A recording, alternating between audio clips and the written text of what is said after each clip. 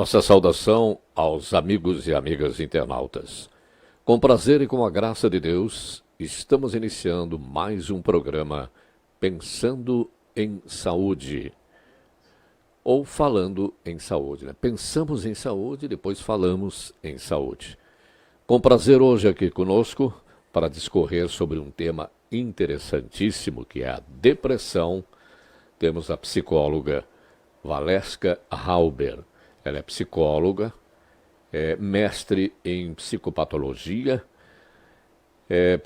psicologia clínica, terapêutica sistêmica de casais e famílias e sexóloga.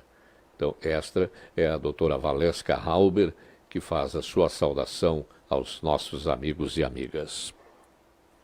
Olá, minha saudação a todos, saudação seu Vargas, né? Que bacana esse espaço para a gente refletir um tema tão importante, né? E tão necessário.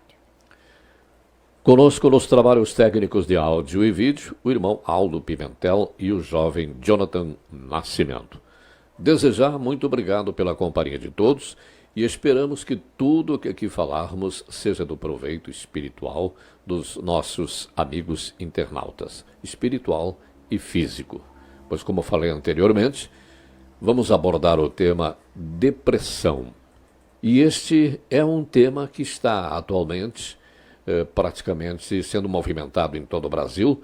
Teremos agora Setembro Amarelo, né, que será um mês dedicado especialmente para tratar do assunto. Doutora Valeska, o que é a depressão? Então, né, a depressão é uma doença grave. Hoje, Vargas, ela é considerada a doença que mais abala a qualidade de vida das pessoas.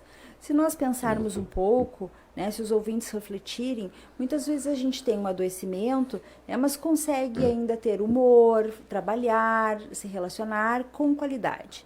Já no caso da depressão, isso não acontece, né? Nós temos, quando acometidos de depressão, uma doença que atinge muito a qualidade de vida, a qualidade de relacionamentos, né? E é uma doença que tem alguns sintomas, né, para você aí de casa poder reconhecer, poder pensar se isso já, em algum momento já fez parte da sua vida, de alguém conhecido, né, para que a gente possa de fato enfrentar, né, com qualidade a depressão e preveni-la, o que é muito importante. Então, a depressão é uma doença que tem sintomas que abalam então o comportamento, né? Há um retraimento social muito grande. É um retraimento social, aquela pessoa que por vezes era comunicativa, tinha grupos, fazia visitas, né, tinha atividades sociais, ela se fecha, se isola num crescente cada vez mais. E essas pessoas, geralmente, elas perdem o gosto por certas coisas que admiravam na vida. Por exemplo, a pessoa fica até com irritabilidade, né? Facilmente irritável, tem uma angústia, uma ansiedade, um cansaço, né? Sente um cansaço extremo, incomum, né? A baixa autoestima, tem insônia, e isso requer realmente a assistência da família. Que a família, notando esses sintomas, já possa saber que essa pessoa, esse jovem, ou esta jovem, esse adulto, até a criança, pode estar entrando numa depressão. Isso. Então, a depressão, ela é considerada uma doença do humor, né? Ela altera a regulação do centro de humor no cérebro. E esse centro de humor, ele regula o estado de ânimo, né? Então, aquela visão pessimista da vida, os pacientes costumam se referir assim, a depressão é cinza. Tudo aquilo que a pessoa antes ambicionava, acordava motivada, né? Ela tem um olhar, né, deprimido, um olhar assim desiludido, desesperançoso sobre a vida. E como tu bem destacaste, a importância da família, dos amigos no reconhecimento desses sintomas. De reconhecer que isso não é a pessoa, ela está assim, ela não é assim. Né? Porque como a pessoa ela tende a achar, né, e muitas vezes confundir, Vargas, a depressão com tristeza, né, a tristeza normal, ela acha que agora a vida é assim. Né, e muitas vezes, assim, abatida com esses sintomas, que são sintomas extremamente dolorosos, né, de difícil enfrentamento, ela pensa até em desistir da própria vida. né? Não querendo necessariamente desistir da própria vida, mas querendo acabar com aquele sofrimento. A gente nota assim, ou tem conhecimento que certas pessoas caprichosas e tal, quando entra na depressão, perde até aquela vontade de tomar banho, de manter tudo limpinho, enfim, é uma queda que assim, parece até que despersonifica a pessoa. Exatamente. Ela deixa de ser ela por algum tempo, né? Verdade, bem colocado, né?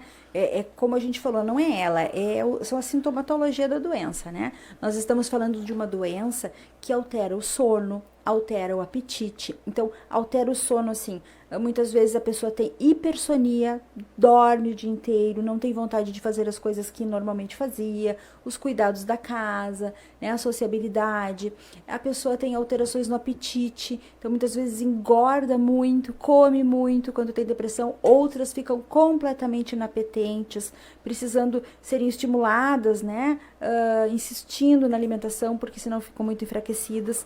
E o ânimo geral para a vida, para a sexualidade, para as relações, né? Aquela motivação matinal que antes ela tinha de vou levantar, vou levar a minha vida, tudo isso fica diminuído. Então, às vezes, quem está de fora, um familiar, pensa assim, olha só, agora a pessoa virou preguiçosa em casa, no trabalho, né? Olha só, agora a pessoa virou desleixada no trabalho, em casa, e ela pode estar, de fato, sofrendo de uma doença. Existe, assim, algo que se aponte, que provoque a depressão numa pessoa? Os motivos são muito pessoais e muito variados, né? O que nós vemos, assim, com muita frequência, né? São 26 anos de profissão, então a gente teve sempre muita experiência com a depressão. A gente vê, assim, as pessoas enfrentam situações de vida nas quais elas não conseguem transpor, né? Questões emocionais, relações familiares, às vezes um problema conjugal, um problema com a profissão, e a pessoa não consegue sair daquilo por questões, né, da sua vida psíquica, né? E esse não enfrentamento, né, como se gerasse uma tristeza, né, às vezes perdas que as pessoas passaram, lutos reais ou lutos simbólicos, né? Às vezes a gente perder um emprego, a gente tem que fazer um luto, perde um amigo, faz uma separação, tem que fazer um luto disso, né? Ou perdas reais, faleceu alguém muito querido, né? Isso tudo pode desencadear o quadro de depressão, né? As situações, eu sempre digo assim, como é importante, e é importante para o ouvinte pensar nisso. Nós temos que nos pensar, tu até usaste, né, ali no começo da tua fala, Vargas, pensar a depressão. Nós precisamos pensar a nossa vida, pensar as nossas emoções.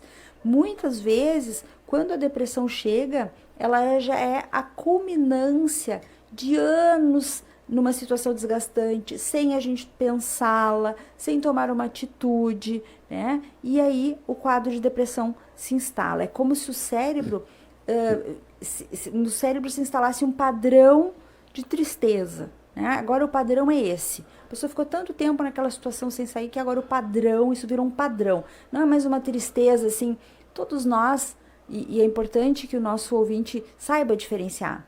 Um período de tristeza, depois de um fato realmente triste na nossa vida, é natural e saudável, né? A tristeza pode ser algo saudável para a gente se reorganizar, se reequilibrar, se repensar, mas isso vai durar uma semana, 2 semanas, e não vai passar das semanas. Agora, quando a gente já tem meses nesse funcionamento, então a gente tem uma cronificação de um padrão, né, que altera toda a química cerebral.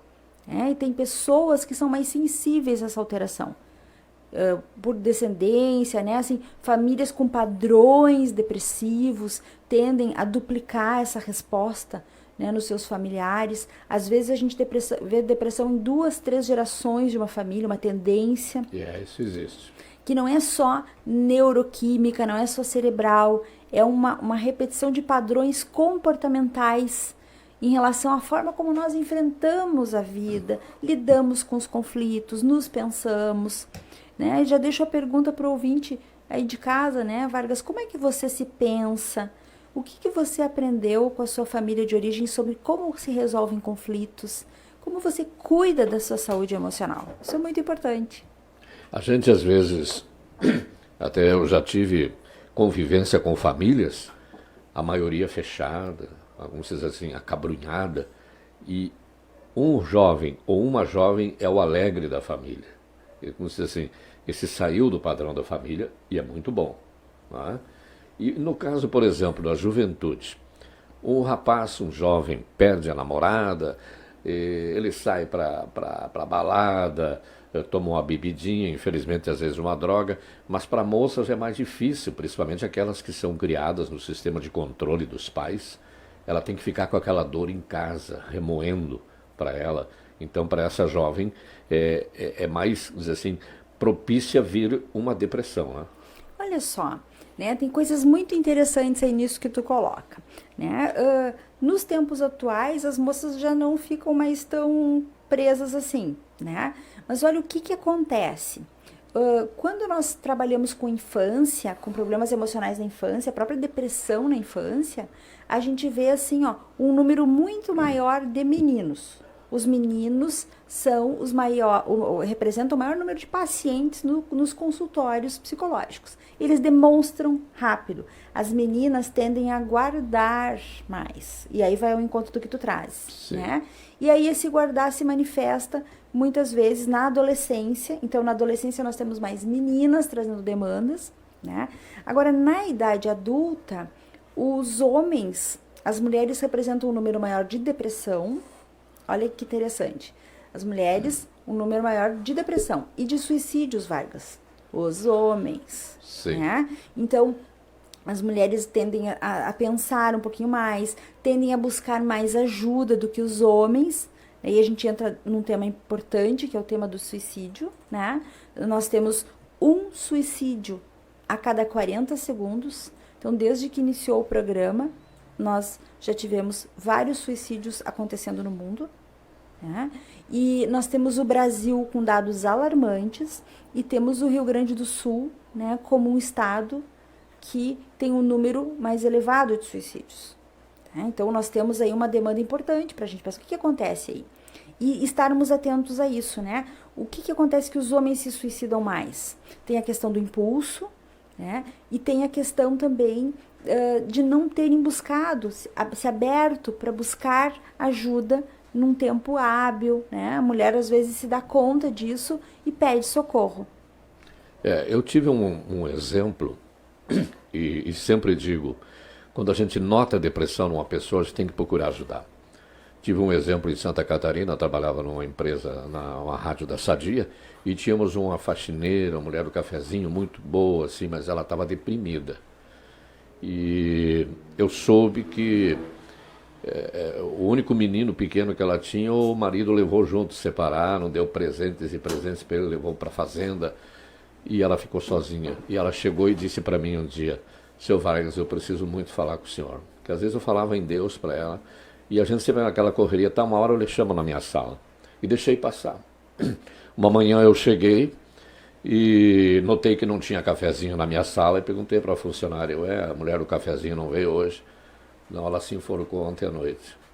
Eu fiquei, sinceramente, com um peso na consciência. Imagina. Por que eu não dei atenção para ela? Uhum. Por que eu fui adiando aquilo, né? Uhum. Ela sempre vinha na minha sala trazer o cafezinho e procurava entrar no assunto, mas a gente sempre naquela correria, né? Ficou para depois, eu disse, meu Deus, poderia ter ajudado ela. Então, a gente tem que evitar que aconteça isso. Claro. Né? E tu tens feito apontamentos muito interessantes sobre o tema, Vargas, né? Porque olha só, como anda o mundo hoje em dia, né? Vocês que estão nos ouvindo, a vida é muito corrida, nós temos cada vez mais demandas, né? Às vezes ouvir uma pessoa, nós não temos essa capacidade de escuta ou temos essa capacidade de escuta diminuída. Né? Se vocês prestarem atenção, assim, como são os diálogos hoje em dia? As pessoas não escutam as outras. Basta alguém dizer assim, ó, a pessoa até pergunta por educação, como você está? Uhum. Eu estou bem, né? Mas semana passada eu tive uma gripe muito forte. Rapidamente a gente escuta aquele que era para ser o ouvinte dizer, menina, também tive. E a minha foi assim muito ruim. Eu tive febre, eu fiquei de cama, como se dissesse foi pior que a tua, né? Aí a pessoa diz, e o meu pai, né, também adoeceu. Estou lidando com os meus pais. As pessoas querem falar de si, Sim. E elas não se escutam e não escutam umas às outras. E esse acolhimento. Muito bem. Continuamos então com o nosso programa. Falando em saúde, tivemos um problema técnico com descargas elétricas devido à instabilidade do tempo, né? Com chuva que está acontecendo agora, nesse momento aqui na cidade de Carazinho, e tivemos a interrupção do nosso programa. E voltamos com a doutora Valesca, que estava falando sobre depressão e um item até que a gente tinha abordado, doutora. Então, voltamos, né? Os problemas de comunicação fazem parte das nossas vivências, e a gente falava justamente em comunicação. O que acontece, né? Falávamos de como as pessoas se escutam um pouco, e tu tinhas trazido aquele exemplo, né, de alguém que se suicidou, e tu ficou pensando o quanto seria importante a pessoa ter sido ouvida. Então, escutem as pessoas, estejam atentos, né, ao que elas têm para falar, né, percebendo tristeza, puxem a conversa, deixem-nas falar. Você não precisa saber o que dizer, você precisa saber escutar. O fato da pessoa ser escutada já alivia, até porque quando a pessoa fala, ela se escuta também. Então, deixe a pessoa falar, mostre interesse, né? Não deixe passar essa possibilidade da pessoa se sentir melhor ou mesmo sinalizar a necessidade de ajuda ou perceber que precisa ser ajudado. Então, nós temos muito a fazer como familiar, como amigo, como comunidade na prevenção ao suicídio e na prevenção à depressão.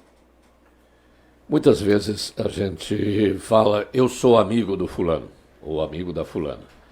Mas será que a gente é amigo para ter paciência ao ponto de escutar? Que é o mais interessante, né? Amigo não é aquele para convidar para uma janta, para isso. É também. Mas o fator psicológico é importante, né? Que a gente tenha paciência, que, digamos assim, dedique uns minutos ou até mais horas para ouvir essa pessoa. Que é importante o tipo de desabafo que ela faz. E aí a gente se pergunta, né? Tu sempre provoca temas muito importantes aí, Vargas, porque assim, a gente se pergunta como anda a nossa contemporaneidade no quesito escuta e no quesito, assim, amizade real, né? Num ambiente, assim, cheio de amizades virtuais, todo mundo aí com 5.000 amigos no Facebook, né? Muitos contatos, muitas relações, e na verdade as pessoas de fato elas se sentem sós, né? Muitas vezes, e não têm amigos reais, aquele amigo que realmente se importa, que realmente visita, que realmente abraça, que realmente olha no olho e quer saber de fato como você está. E provoco também aos ouvintes, Vargas, né? Como é que estão as suas relações reais? As suas relações reais. Você está cuidando da sua teia, da sua rede de relacionamentos? Isso é muito importante para a manutenção da saúde emocional. E um fator de adoecimento, nós somos seres sociáveis, nós precisamos da relação. Nós nascemos e nos constituímos como seres, como pessoas, nos humanizamos a partir das relações que a gente estabelece com a família inicialmente.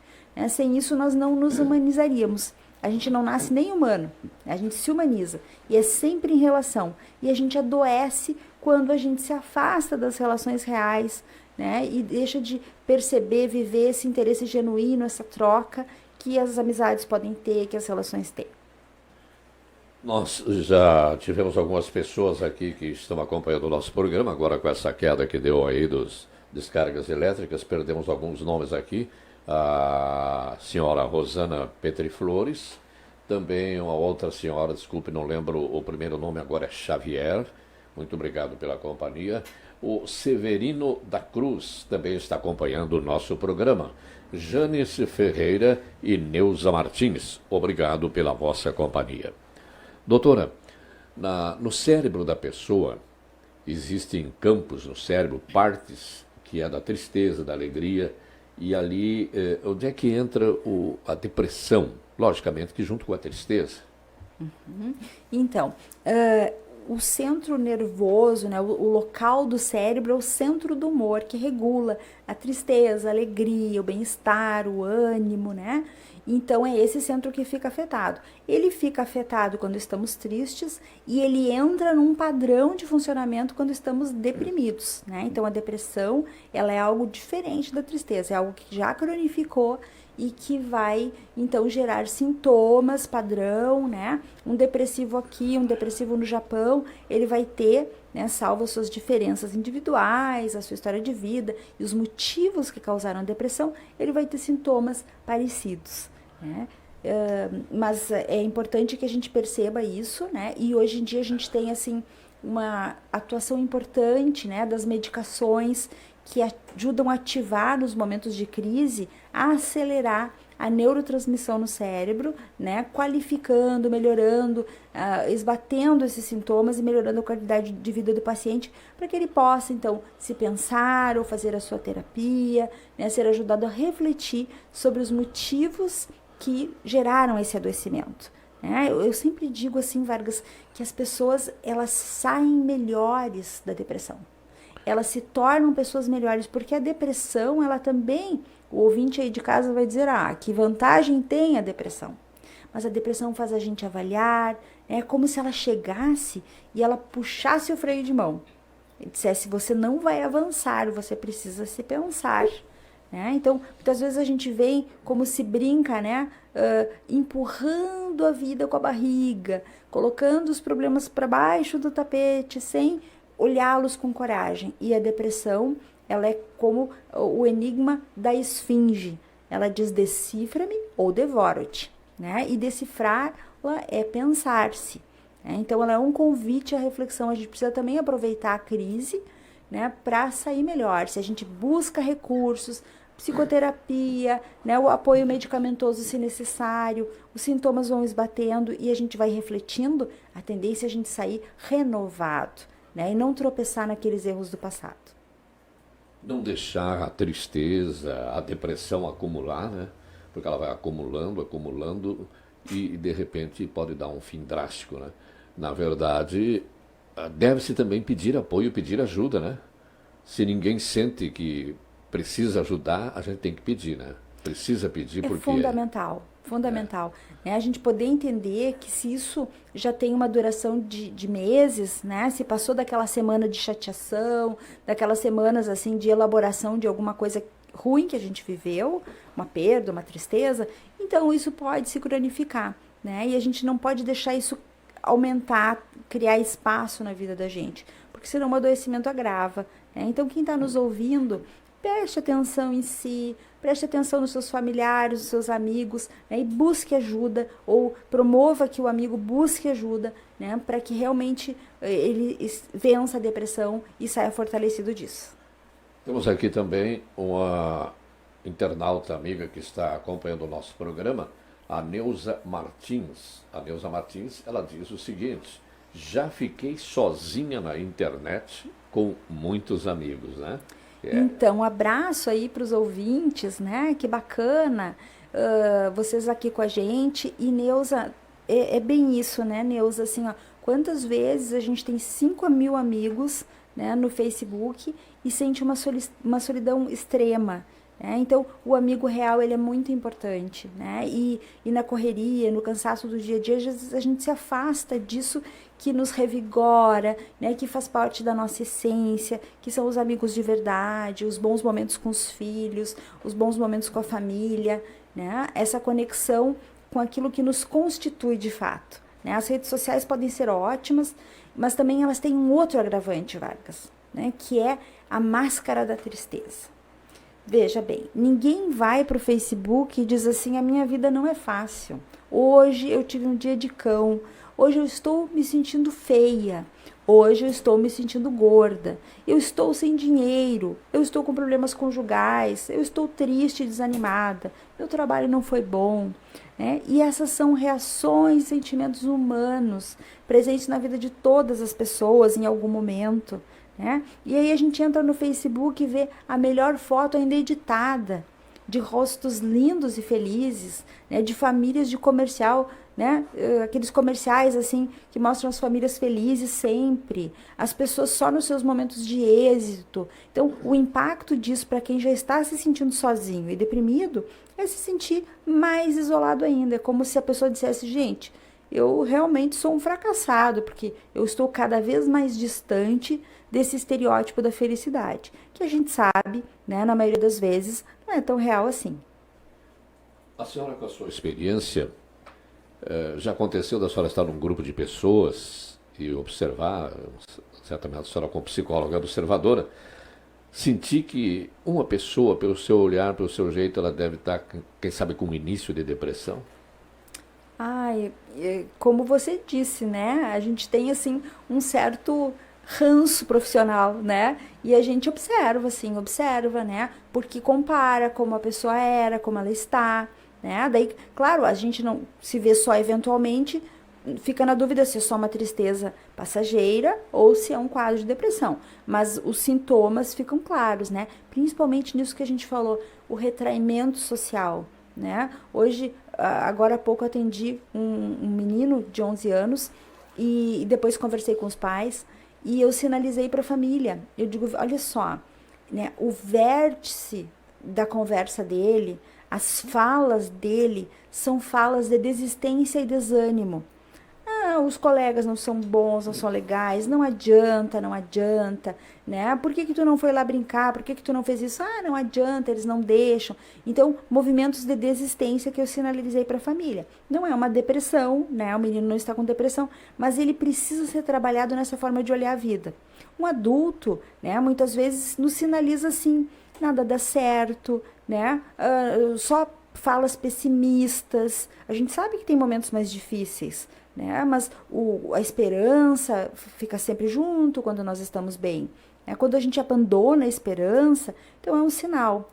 Outra coisa que você comentou muito bem antes, Vargas, é assim, ó. A maior parte das pessoas acha que os deprimidos têm que estar chorando pela rua, né? E muitas vezes os deprimidos estão mascarados. Mascarados, às vezes, em postagens maquiadas no Facebook, né? Onde, assim, uma insistência em mostrar que está bem, né? Uma necessidade de mostrar que está bem, né? Um disfarce, assim, da realidade, uma falta de conexão e de profundidade nas relações, para não mostrar-se. E um outro sintoma que as pessoas também não identificam como depressão é o mau humor. E o mau humor, Vargas e ouvintes, pode ser um sintoma importante da depressão. Lembram? É o centro do humor que fica alterado. E o mau humor, às vezes a pessoa não aparece deprimida, mas irritadiça, né? Rabugenta com tudo, reclamona, impaciente, né? Mal-humorada mesmo, é intolerante, começa a fazer pequenas rupturas de relação por conta desse jeito. Então esse também é um sinal de alerta. O que acontece, né, na vida dessa pessoa, nos sentimentos dessa pessoa, que ela está sinalizando dessa forma? A senhora Rosana Maria Peter Flores já tinha falado anteriormente que ela estava conosco, ela mandou mais uma mensagem dizendo muito interessante este tema, né? E também temos aqui mais uma amiga internauta que está acompanhando a nossa programação aqui, é a senhora Fátima Zanza. Obrigado pela sua companhia. Um abraço, Rosana, que bom, né? Fátima, bem-vinda. Doutora, que bom se o Facebook tomasse um novo caminho, né, das pessoas poderem se abrir e sentir realmente se todos aqueles que estão ali intitulados como amigos, se pelo menos 10% realmente quer ser amigo. Né? Porque, pessoalmente, a gente nota, porque no Face geralmente a pessoa coloca uma foto bonita, sorrindo, mas pessoalmente a gente nota que a pessoa está triste. Está meio tristinho hoje, a gente fala. Estou meio triste, mas é só isso, é só hoje. Se a gente tem uma certa intimidade com a pessoa, pode entrar nesse lado aí. É só isso, é só hoje, ou tem algum problema contigo? Né? Sem dúvida. E isso, né, a gente, isso é das pessoas, né? O Facebook é uma ferramenta. Então, o que a gente percebe que acontece? Que o Facebook também pode, né, ter esse aspecto super positivo da conectividade se as pessoas fizerem esse caminho. Então, a importância da gente também estar atento, né? Agora, se nós tivermos lá 5.000 pessoas desinteressadas, desligadas, né, enfim, desvinculadas, a gente pode dizer que está cortando os pulsos e isso vai virar só mais uma manchete sensacionalista. Né? Tem muita crueldade, quer dizer, o Facebook ele é um terreno livre para as manifestações humanas e desumanas. Então, nós vemos ali muita crueldade, muita indiferença e vemos também relatos de pacientes que foram muito apoiados, né, por pessoas do Facebook nas suas demandas emocionais. Fizeram amizades, receberam apoio, se sentiram protegidas, se sentiram reconhecidas ou vistas. Então, também tem o lado positivo, né? É preciso que a gente avalie, né? Pergunto ao nosso... ao pessoal que está conosco, né? Como é que é na tua vivência? O Facebook, ele te faz sentir assim, sozinha, né? Ou realmente tu tá tendo ganhos com isso? E esse tempo que tu passa, ele mais te nutre efetivamente ou ele mais te isola das coisas importantes da vida? São perguntas que a gente não deve deixar de se fazer. Às vezes temos pessoas hospitalizadas ou em casa que não recebe visita e a pessoa está ali, às vezes até um caso pouco grave, e fica pensando, pô, ninguém vem me visitar. Aí também pode começar uma depressão e tristeza, e isso não é bom para o tratamento de saúde física, né? Com certeza, né? Nós somos feitos de vínculos. O bebê humano, ele não sobrevive sem o outro, né? Eu acho que Deus já nos manda uma mensagem aí, né? Porque ele nos criou incompletos, ele entrega um bebê humano inacabado, com o seu sistema nervoso central aberto, para que ele termine de se envolver aqui a partir dos vínculos e dos cuidados que ele recebe, na melhor hipótese de uma família, né? Então, ele lega o fim da obra para nós, né? E ele, então, nos coloca uma verdade muito importante desde o começo da vida. É assim, vocês não sobrevivem sozinhos. O nosso bebê humano é completamente indefeso. Diferente de outras espécies que sobrevivem sem a mãe, cuidadores, o nosso bebê humano não sobrevive. E aí, ao longo da vida, nós vamos nos constituindo, vamos crescendo, vamos nos organizando como seres a partir das relações, das aprendizagens com as relações. E chegar numa idade, né, na velhice, que é um período assim de muita vulnerabilidade, sem bons vínculos, sem uma teia de relações que nos proteja, e aí tem uma série de pesquisas que mostram o quanto os idosos, né, que têm mais vínculos, e às vezes esse vínculo não é com a família, porque a família talvez não consiga, né, mas ter um bom vínculo com a igreja, com o pessoal do clube, com os vizinhos, né, com outros amigos, com outros grupos, é fundamental. Nós precisamos de teia. Às vezes, o Facebook e o WhatsApp até protegem nesse sentido. Se uma pessoa está completamente isolada e ela faz algum contato, revê um amigo de infância, né, protegem. Mas tudo tem a ver com o uso real, né, da ferramenta e a nossa capacidade real de sermos humanos, acolhedores, de fato. Fatos acontecidos na vida, digamos, de uma criança, quando bebê ou até ainda no ventre da mãe, podem trazer futuramente, levar para essa criança um caso de depressão. Eu conheci um caso de uma mãe que entrou em separação com o marido e, conversando com a filha, tentando ganhar a filha e botar a filha contra o pai, disse que o pai insistiu para que ela fizesse um aborto enquanto estava grávida. E a menina entrou em depressão por anos e 2 vezes na juventude ela tentou suicídio. Isso é drástico, né? A nossa história de vida, né, e tudo aquilo que a gente viveu, quanto mais precoce a idade na qual nós vivemos situações difíceis, maiores as marcas, né? Então, tudo que aconteceu na nossa gestação, na primeira infância, no primeiro ano de vida, é extremamente significativo e impactante. São as primeiras aprendizagens, né? São a primeira formação e estruturação dos vínculos que a gente vai ter com a vida, né? Porque a família, a mãe, enfim, o pai, eles representam a vida. A criança não distingue como é que aquelas pessoas são o pai e a mãe. Ela entende que essas pessoas são a vida, o mundo, né? E ela vai estabelecendo conexões aí. Então, mamães deprimidas, né, conflitos familiares, né, familiares que não estão dispostos ao vínculo, ao cuidado, ou que não sabem se vincular, não conseguem se vincular e acolher esse bebê, realmente, né, deixam marcas que reverberam vida fora. Muitas vezes a gente vai tratar uma pessoa que tem uma crise de depressão aos 60 anos e sempre voltamos lá no passado para ver as origens, as marcas que ficaram, que muitas vezes são reeditadas lá na vida posterior, né? Elas têm um fator desencadeante que é atual, mas tem marcas e dores muito presentes lá na vida precoce, na infância. Sempre tem, né? Uma coisa importante também é assim, o que a gente aprende sobre como se cuidar? Faço a pergunta para o ouvinte agora.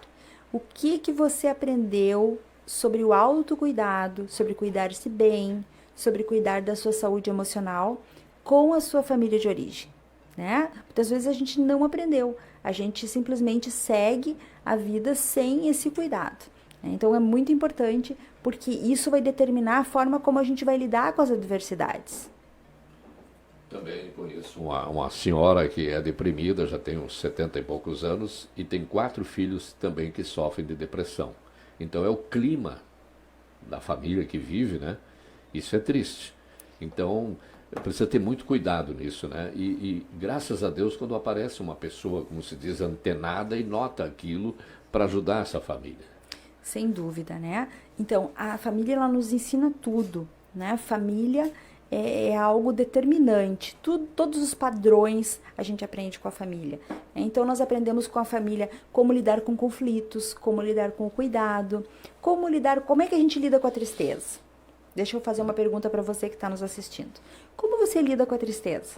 O que você aprendeu na sua família quando alguém passava por uma situação difícil? Todos passamos, né? Eventualmente.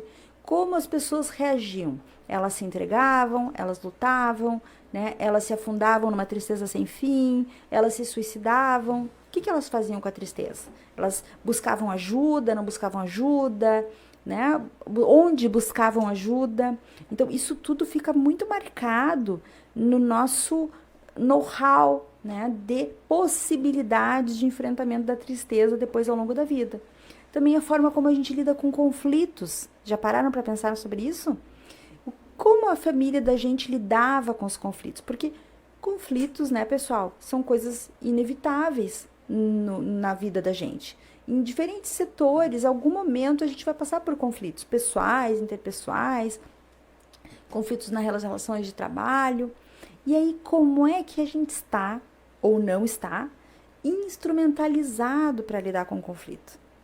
É importante, assim, a gente se dar conta como é que a nossa família lidava com conflitos. Todo mundo se afastava e não falava nada e não resolvia, né? Todo mundo brigava muito, discutia e era um horror, era um caos. Né? Como é que as pessoas faziam? Lidavam de forma eficiente, procuravam se comunicar, resolver os conflitos, fugiam do mundo bebendo, ou se entorpecendo, ou mesmo se afastando fisicamente. Então, estas aprendizagens, elas são norteadoras das nossas respostas futuras. E às vezes a gente nem se dá conta de que a gente aprendeu lições um pouco tortas e precisa redefinir agora quais são as respostas que nós vamos dar para os conflitos que vierem, né? O que a gente vai ensinar para os filhos sobre como lidar com a tristeza. São questões importantes, né? E vale a reflexão. Temos aqui mais pessoas que estão acompanhando o nosso programa, falando em saúde. A Cássia Fagundes, Manuel Felipe, Helenice Farias, Ana Laura da Silva, que é uma irmã da igreja, esposa do irmão Celso. Um abraço para o irmão Celso, que está enfermo. E também o Luciano Delavi, que é um irmão da igreja. Janete Arruda Borges. Muito obrigado pela companhia de vocês. Um abraço, Cássia, e demais ouvintes. Bom, doutora, a gente sabe que nós, principalmente, nós que somos cristãos ligados a Deus, que temos uma religião, na depressão é importante dobrar os joelhos e pedir a Deus? Olha só, né? A Organização Mundial de Saúde, ela preconiza que saúde é o bem-estar físico, emocional, espiritual e social. Se nós estamos bem fisicamente e não estamos bem nas outras áreas, nós estamos adoecidos, não estamos com boa saúde. né? Então, essa conexão, né, esse religar, né, que as religiões fazem, independente da sua, né, mas essa proximidade com a espiritualidade, ela é sinônimo de saúde e de saúde emocional também. Né? Então, é fundamental. O que a gente vê geralmente, né, Vargas? Desequilíbrios. Desequilíbrios. A gente vai conversar com alguma pessoa e avaliar o que aconteceu para que esse adoecimento, para que esse quadro de depressão ou essa ideação suicida tenha se instalado na vida dela, e a gente vai ver que tem áreas desequilibradas, que tem coisas que não foram sendo cuidadas. Como você cuida da sua saúde espiritual? Como você cuida da sua saúde emocional? Como você cuida da sua saúde social? Como você cuida da sua saúde física?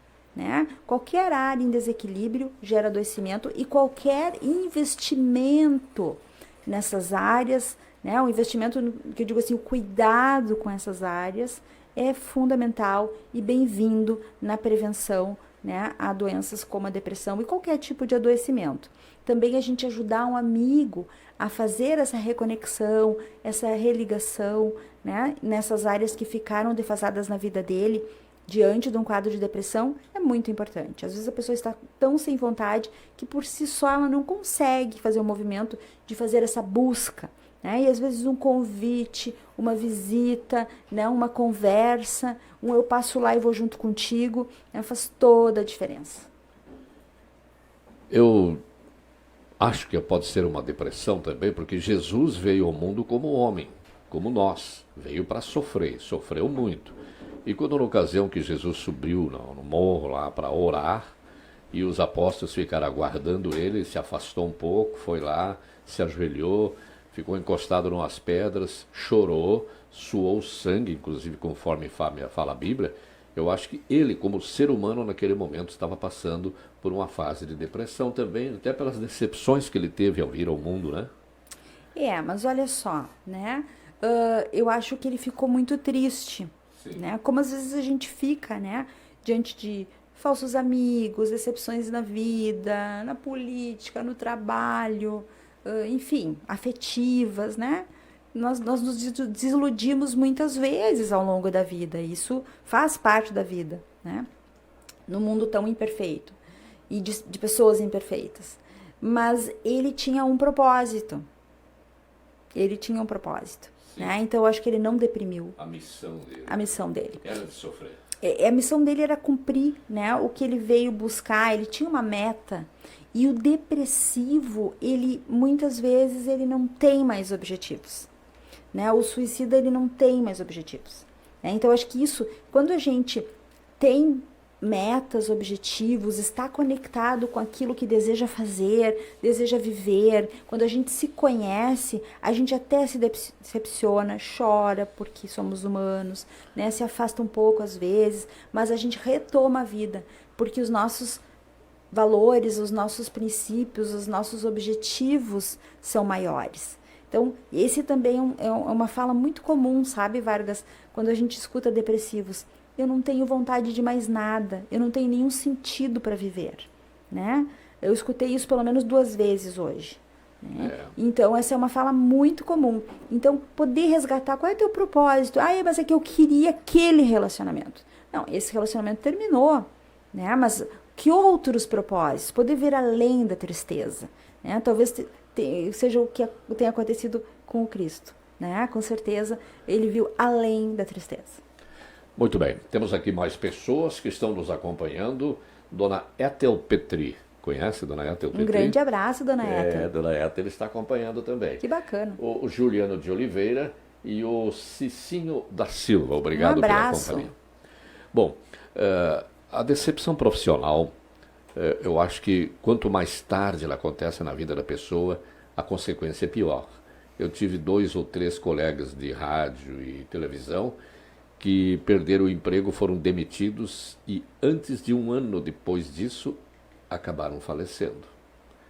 Um saiu de uma grande emissora, tá certo, ele talvez fez alguma coisa que não devia ter feito, mas tomaram uma atitude radical, demitiram, ele foi para uma outra que não era tão grande, ficou 3, 4 meses e faleceu. E outros 2 que aconteceram a nível nacional também, e a pessoa parece que dá um desespero, né? Não espera aquilo a vida toda ali dedicando para aquela empresa e na certeza de que trabalhou bem e de repente a decepção da demissão, não é? Então, Vargas, olha só, isso acontece muito mesmo, é muito frequente. Talvez muitos, né, dos nossos espectadores hoje tenham vivido, conheçam pessoas que viveram isso, né? Mas assim, a questão profissional, ela é uma questão pessoal, né? Tanto que às vezes a gente vê um adolescente com dificuldade para escolher a profissão, né? É sempre uma dificuldade para definir quem ele é, né?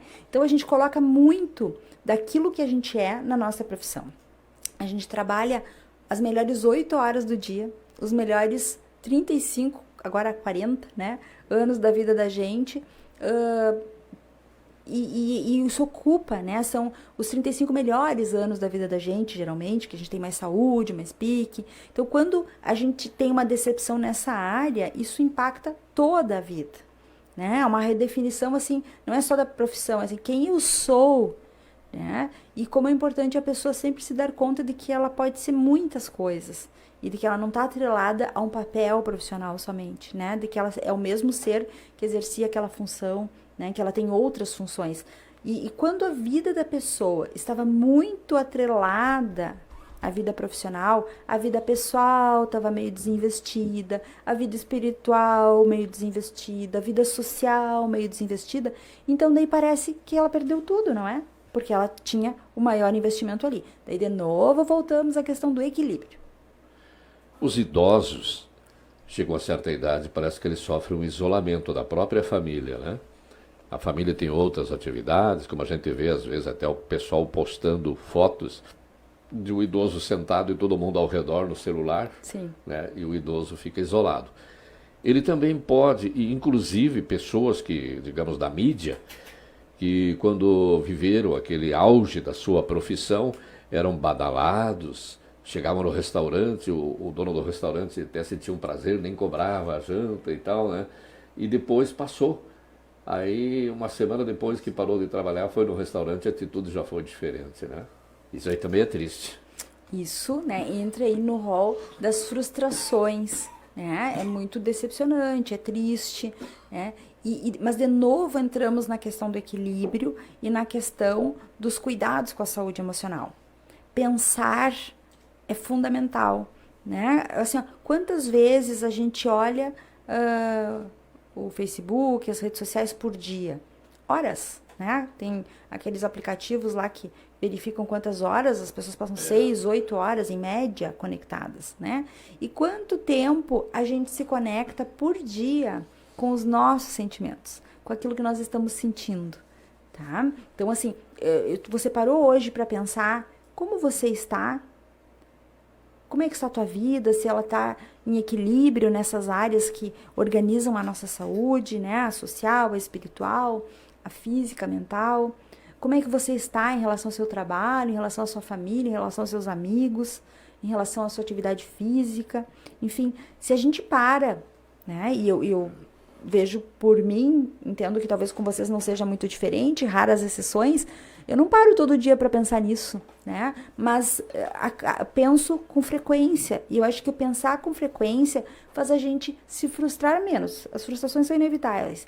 E chegar a alguns patamares da vida com menos tendência a se decepcionar, porque a gente vai entender que a gente não vai ser um trabalho, não vai ser, né? A gente vai ser muito maior do que isso, né? E vai ter mais vínculos e mais histórias para contar, né? Os amigos de verdade, eu acho que são, assim, pessoas muito preciosas, né? Os bons vínculos familiares, às vezes nem sempre é possível, mas que bom quando a gente pode contar com bons vínculos familiares, né? E sempre pensar assim, não, mas se eu não tô com bons amigos aqui, não tô com bons vínculos familiares, eu preciso cuidar disso. Eu preciso me inserir num grupo, eu preciso me inserir, né, em uma comunidade, enfim, onde eu possa resgatar isso, encontrar isso, porque isso é fundamental para a saúde. E a pessoa que entra no trabalho da psicologia, uma psicóloga, nos seus primeiros anos de trabalho, às vezes ela pega um caso assim meio escabroso, meio triste, ela também sente alguma reação nela? Que pergunta, né? Será que sente? O programa Saia Justa, né? Não, é assim, ó, nós, falo pelos psicólogos, né? Nós somos a nossa principal ferramenta de trabalho, né? Eu não posso atender bem ninguém se eu não conseguir me colocar no lugar da pessoa que está me falando, perceber como ela está se sentindo, imaginar como ela se sente, me conectar com o sofrimento dela, né? Organizar isso junto aos estudos, às teorias e trabalhar com ela isso de uma forma diferenciada para que ela possa organizar essas ideias de uma forma mais saudável, né? Com maior bem-estar. Então, tudo passa pelo profissional. Claro que nós somos treinados, né? Fazemos terapia também, nos pensamos, isso é fundamental. Mas claro que tem situações muito pesadas e muito dolorosas. Eu sempre digo assim, quanto maior o peso, né, maiores tem que ser as levezas também que a gente vai ter ali adiante, né? Os cuidados que a gente vai ter com a gente também são muito importantes. Eu acho assim, uma coisa semelhante a um cirurgião. Pegou uma pessoa que está com um problema grave, até sente aquele problema, fica até com compaixão da pessoa, mas se esmera no planejamento do tratamento dessa pessoa, né? Exatamente, exatamente. Né? Então, poder, e ao mesmo tempo, se o cirurgião não cuida da sua saúde, ele também não vai poder operar bem, né? Então, esses dois aspectos são importantes. Muito bem, a senhora Dircélia Antunes, é da nossa Igreja Adventista, também está acompanhando um grande abraço, Dircélia. Bem, amigos, passou a hora, doutora, seriam diversas consultas, né? Passou a hora, foi muito bom, foi ótimo. E agradecemos a sua presença aqui, que foi importantíssima, né? Assuntos que certamente tocou em muitas pessoas que estão ligadas com a gente. E como os nossos amigos internautas ainda não estão acostumados com este horário do programa Falando em Saúde, é o terceiro programa que nós fazemos, né, seu Aldo? Então, nós esperamos, logicamente, que quanto mais o pessoal vai acostumando nesse horário de quinta-feira, 8 horas da noite, com o tempo, este acompanhamento dos nossos amigos internautas será maior. E o pessoal pode assistir o nosso programa no Facebook, entrando no Facebook em Adventistas Carazinho. Adventista, sem o S, né, seu Aldo? Adventista Carazinho. E no YouTube também pode assistir a reprise do programa pelo YouTube TV Adventista Carazinho. Ou ainda pelo site. As pessoas podem entrar pelo site, né?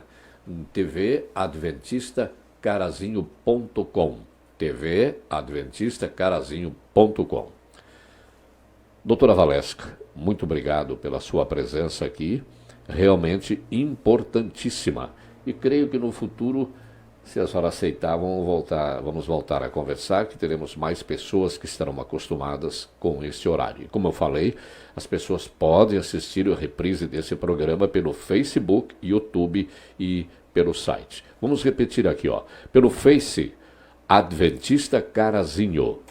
Pelo YouTube, TV Adventista Carazinho. E também pelo site, que é através do aplicativo, né? Podem baixar o aplicativo para assistir a reprise desse programa.